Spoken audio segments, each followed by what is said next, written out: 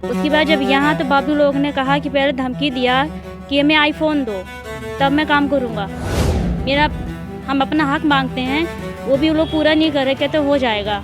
तहसीब दौड़ाते हैं, बस कहाँ से इतना पैसा पाए कि हम बार बार आएँ।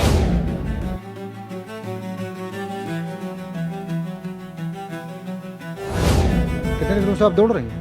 सर 1.5 साल हो गए। सर हम एक बार नहीं में कई बार आते हैं, जब भी आते हैं सर बाबू यही बोलते हैं कि हो जाएगा, काम हो जाएगा।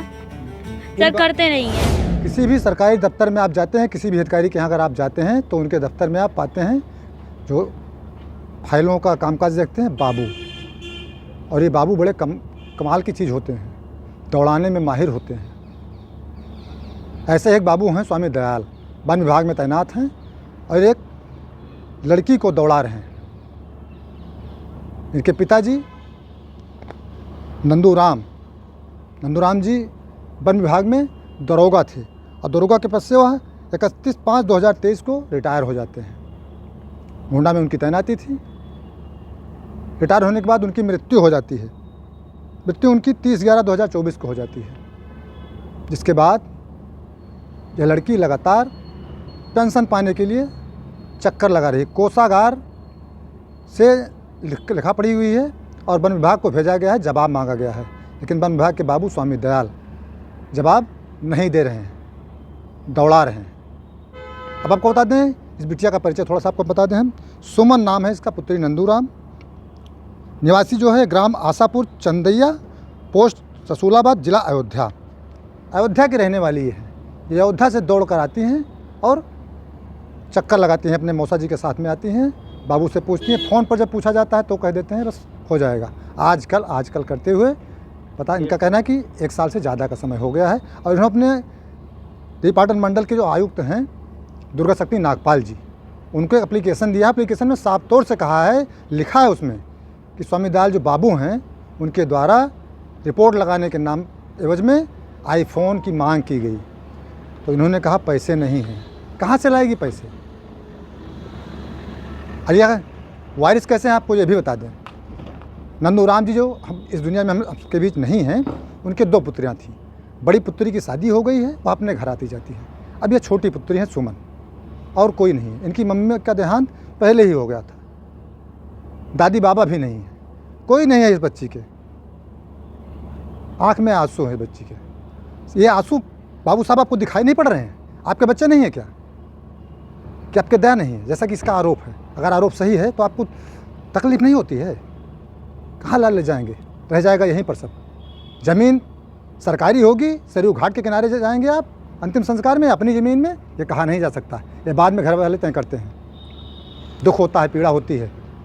ऐसी खबरें जब हम दिखाना लगते हैं और कोई हमारे साथ में जब उसके आँख में आंसू आते हैं, आंसू तभी निकलते हैं जब बहुत दर्द होता है, बहुत तकलीफ होती है।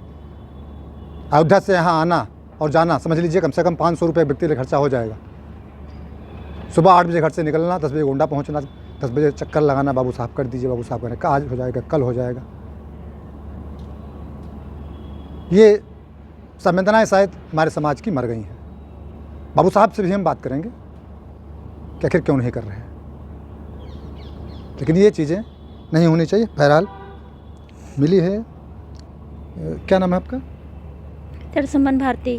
सुमन भारती। ये एससी कास्ट की हैं? जी सर। किस कास्ट की हैं? एससी कास्ट की। अच्छा, क्या कुछ प्रकरण है? आप आई थी आयुक्त महोदय के यहाँ?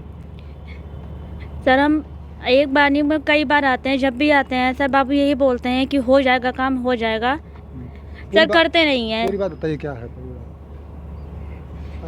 आपके पिताजी कहाँ तैनात थे? सर पापा की डेथ हुई थी यहाँ गोंडा पड़ी कृपा रेंज में। अच्छा।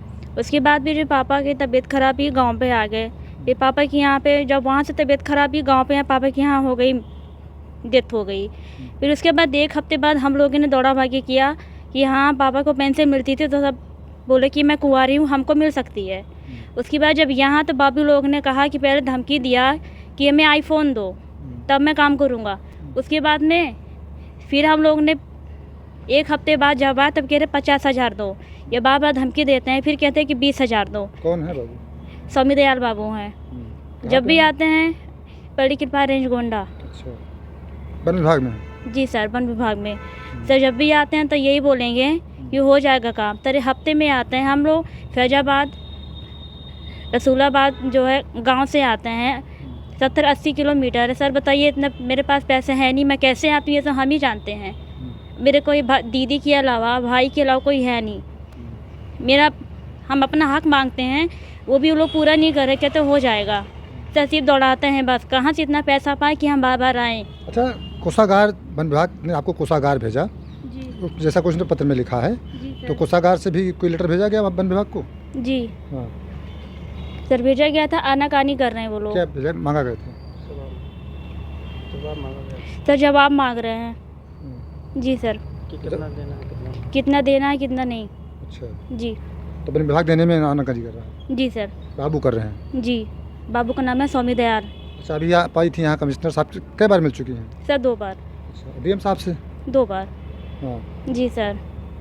कितने दिनों से आप दौड़ रही हैं? सर 1.5 साल हो गए। 1.5 साल हो गए। जी सर। 1.5 साल से दौड़ रही हैं और इनका काम नहीं हो रहा है।